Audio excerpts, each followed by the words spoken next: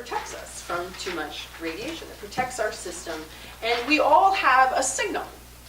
And our signal, how strong our signal is, and how clear our signal is, relates to our overall physical, mental, and emotional health and well-being.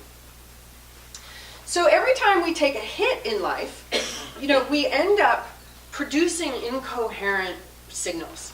Whether it's an emotional hit, whether it's a physical hit, whether it's a mental, whatever it is, it creates almost like dents in the system, and they end up making chaos. And so we have all these pockets of chaos and stuckness in our fields. We might have all kinds of stuff going on, and we become sort of victims of what's going on in our own minds. And the more stuff we have, the more tangles, the more areas in our history where we had stress that we just kind of maybe moved away in time and space from, but we didn't heal it, we didn't integrate it, we didn't digest it. Somebody just told me that they lost a parent recently and they've been too busy and haven't grieved it. And you can go on for years like that. And meanwhile, that experience of that grief is taking up energy. An emotion is an electrochemical event. It is actually a thing. If anybody's familiar with the work of Candace Pert, the molecules of emotion. And what she discovered was that every time we experienced an emotion, we generated a molecule. And so the nature of an emotion is it's a wave. It rises up, it crests, and then it falls away. And so it's a particle, it becomes generated as a particle. And then if we handle it appropriately, if we give it the opportunity to express itself, then it goes back and it gets recycled and it becomes nothing.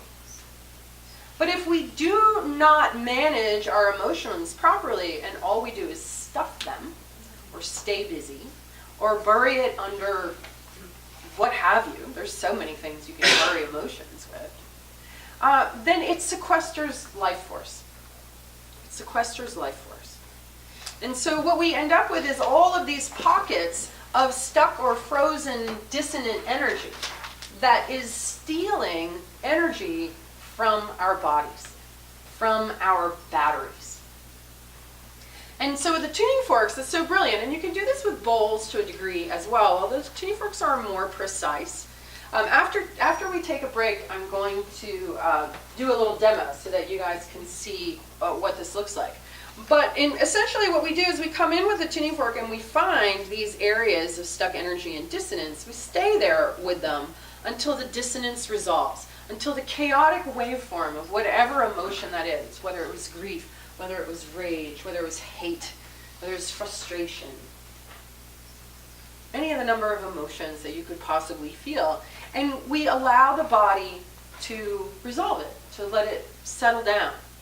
Then it's almost like a tangle. Has anybody ever seen videos of acoustic levitation with little styrofoam balls? It's kind of an interesting thing that sound is used to levitate things. And so what they do is they trap these little styrofoam balls in these sound waves. And they just stay there. So to me, that's what's going on here, is that we have little pockets of energy that are held in chaotic patterns. And as the chaos settles down and turns to harmony, the energy that's stuck there, which is neither negative nor positive nor good nor bad, it's just energy. That energy decouples, and then the tuning fork acts like a magnet and brings it back into the body. Now, the question that I had, does sound have magnetic properties? Is sound magnetic?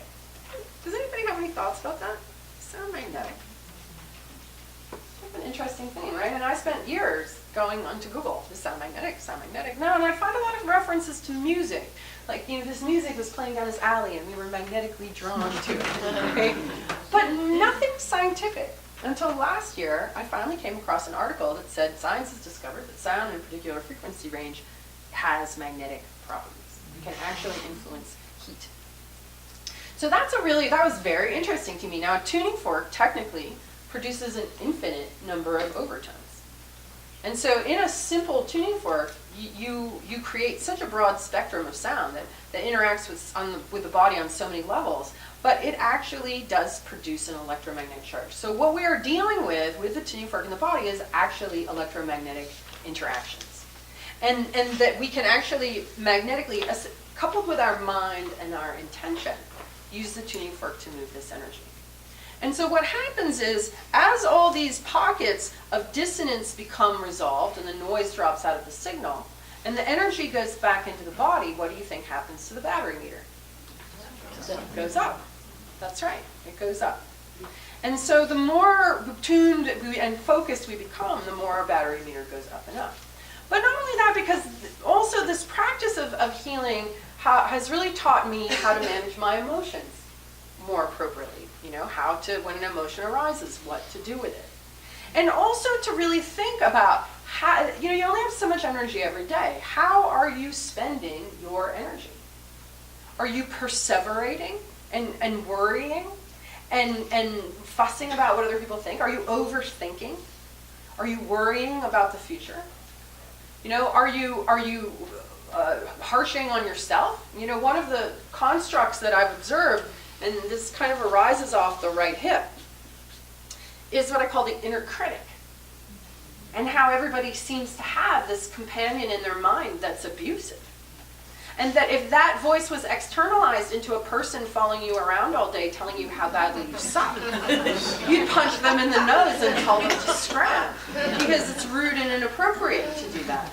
And yet somehow we tolerate it in our own mind. Now what I've discovered is that that's actually a mind virus. That's not even self.